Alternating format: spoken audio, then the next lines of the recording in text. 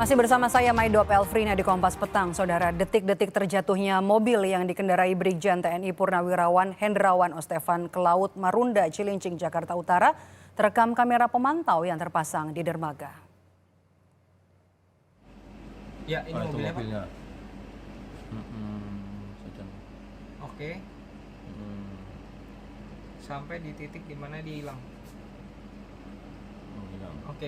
Nah, itu dia. Dalam rekaman terlihat mobil yang dikendarai melaju Kita pindah ke di dermaga pada hari Kamis dini hari 9 Januari. Mobil terlihat melaju sampai akhirnya jatuh ke perairan. Berdasarkan rekaman CCTV kedua, terlihat polisi atau posisi terceburnya mobil yang dikendarai Hendrawan berada di belakang sebuah kapal tongkang. Oke. Sampai di titik di mana dia hilang. Oke. Nah, itu dia. Kelihatan ya? Di pojok. Terus kita pindah ke Polisi dan Basarnas masih mencari mobil yang dikendarai Brigjen Purnawirawan TNI Hendrawan Ostefan. Pencarian mobil sekaligus untuk memastikan apakah ada korban lain yang ikut tercebur dan belum ditemukan selain Hendrawan. Kepala Kantor SAR Jakarta, Desiana Kartika Bahari menyebut mendapat informasi bahwa ada 2 orang yang berada di dalam mobil milik pensiunan Brigjen TNI Purnawirawan Hendrawan Ostefan sebelum jatuh ke perairan Marunda.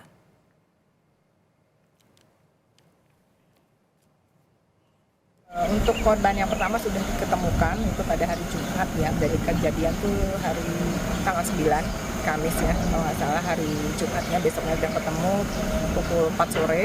Kemudian namun diduga ada orang lain di kendaraan sehingga kami dapat info itu baru kemarin untuk pencarian untuk kendaraan yang tersebut. Jadi kami bantu pencarian objek tersebut memastikan ada atau tidak korban di dalam kendaraan tersebut. Ya.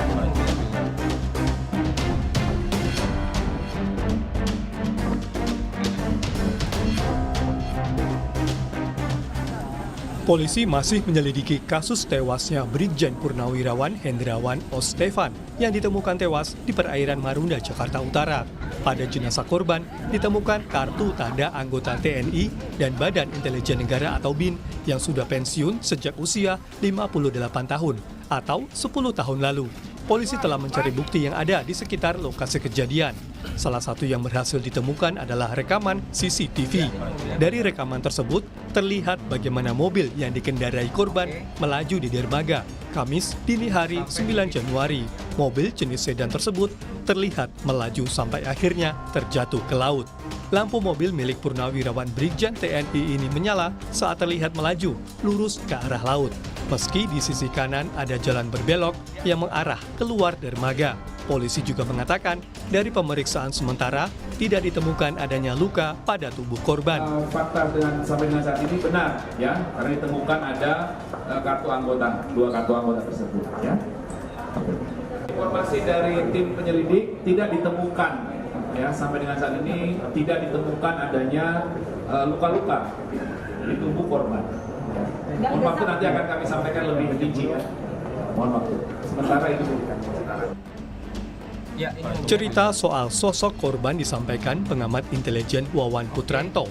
Wawan membenarkan korban merupakan anggota BIN yang sudah purna tugas. Ia menegaskan Hendrawan sedang tidak bertugas saat ditemukan tewas di perairan Marunda.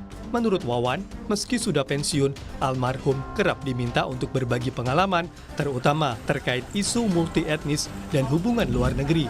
Fisik almarhum pun terbilang sehat dan memang terbiasa menyetir kendaraan sendiri tanpa sopir. Pensiun memang beliau ya sering kita ajak dialog ya di dalam diskusi-diskusi maupun juga dalam tim ahli karena beliau punya keahlian khusus itu ya, dan beliau memang hobinya nyupir sendiri. Sana sini di samping badannya masih bagus, masih fit, jadi bergerak sana sini memang tidak bergantung pada supir, dan karena kebiasaan beliau juga olahraga ya, sehingga masih Jadi masih terjaga. cukup energik ya. Polisi kini masih terus melakukan penyelidikan kasus ini. Polisi juga tengah berupaya untuk menemukan mobil korban yang diduga ikut terjatuh ke laut. Tim Liputan Kompas TV Jakarta. Polisi masih terus menyelidiki kasus dan juga tengah berupaya menemukan mobil Brigjen Purnawirawan Hendrawan Ostefan. Untuk mengetahui perkembangan kasus ini kita bahas bersama dengan Wakapolri periode 2013-2014, Komjen Purnawirawan Ugro Seno. Selamat petang Pak Ugro dengan Maidop di sini. Catatan Anda, Pak Ugro, apa yang janggal dari kematian pensiunan TNI ini? Ya, bagi saya mantan-mantan penyidik dan pernah bertugas di kepolisian. Jadi peristiwa seperti ini jangan langsung dinilai ini kecelakaan, ini pembunuhan dan sebagainya. Jadi motif itu harus diungkap dari berbagai motif, ya, sehingga kita tidak terjebak pada suatu kesimpulan di akhir nanti, ya. Jadi ini menarik untuk dipelajari karena di reserse sekarang juga banyak analis-analis di bidang reserse, kemudian penyelidik-penyelidik yang handal, ya. Jadi mudah-mudahan ini nanti dari berbagai analisa penyidikan akan mendekati kepada peristiwa apa yang sebenarnya terjadi seperti itu. Jadi tidak perlu dipaksakan ini langsung bunuh diri, tidak perlu. Jadi seperti dulu waktu tahun 96 ya, penanganan ada seorang wanita meninggal di sebuah hotel. Saya katakan ini 50% pembunuhan, 5% bunuh diri seperti itu. Nah, kalau seperti ini motifnya pasti banyak yang bisa diungkap, yang tadi banyak kecelakaan lalu lintas atau bunuh diri atau dibunuh atau karena sakit dan sebagainya tidak bisa mengendalikan diri. Oke. Nah, Artinya banyak kemungkinan ya Pak, belum bisa disimpulkan saat ini, ya, sepekan betul, setelah ditemukan begitu ya. Jadi ya. bagaimana Anda melihat alur atau juga proses penyelidikan yang sudah dilakukan oleh kepolisian? Ya, yang jelas jangan dibawa ke kesimpulan awal, jangan. Jadi biar penyelidikan dari berbagai sudut pandang itu dilakukan oleh penyidik-penyidik, ya, baik itu lalu lintas maupun reserse yang ada, ya. Oke. Salah satu kesulitan apakah karena tidak ada saksi mata, dan bagaimana Anda melihat kehati-hatian polisi untuk mengungkap penyebab kematian dari pensiunan TNI ini?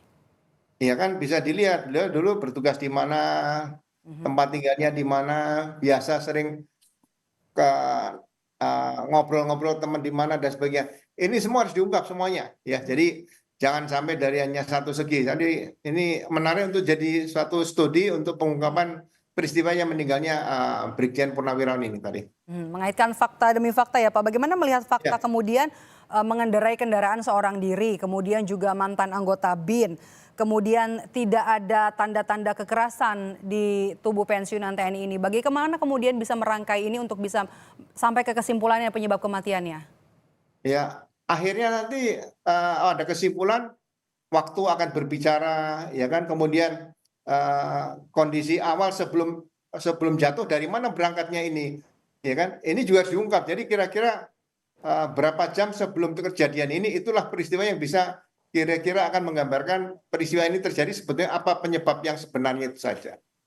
Oke, termasuk juga ada hasil analisa rekaman kamera etle ya Pak, yang tercatat di sini bahwa korban ini sebelumnya sudah mengendarai mobilnya sendiri, kemudian ke beberapa lokasi sebelum akhirnya ke Marunda ya, ada ke Bogor, kemudian ke Senen, dan juga berakhir dari rekaman CCTV yang juga sudah kami putar tadi di kawasan Marunda. Ya. Nah, betul. Jadi memang peristiwa-peristiwa itu nanti dirangkai saja, jangan sampai ada yang tidak nyambung, ya. Ini pasti persoalannya tidak terlalu sulit karena peristiwanya mungkin penyebabnya atau faktor-faktor korelatif yang menyebabkan peristiwa tersebut berlangsung beberapa jam sebelum peristiwa itu terjadi. Untuk kasus seperti ini Pak, yang pernah mirip lah mungkin yang kita katakan untuk kasus serupa, normalnya berapa hari bisa diungkap penyebab kematiannya?